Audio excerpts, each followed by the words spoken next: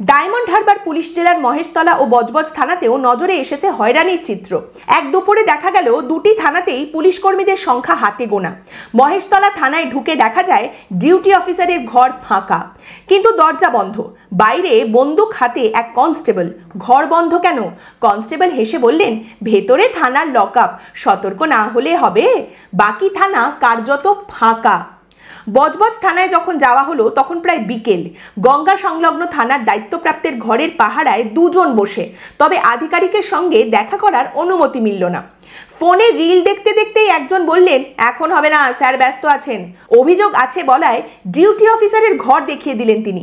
সেখানে যেতে দেখা গেল আলো বন্ধ করে এক মহিলা কর্মী মাথা নিচু করে বসে রয়েছেন। মোবাইল চুরি হয়েছে শুনে বললেন, গুরুত্বপূর্ণ কিছু তো নয়, পরে আসুন। হয়রানির অভিযোগ প্রসঙ্গে প্রতিক্রিয়া জানাতে পুলিশ জেলার সুপার রাহুল গোস্বামীকে একাধিকবার ফোন করা হলেও তিনি ফোন ধরেননি, মেসেজের উত্তরও দেননি।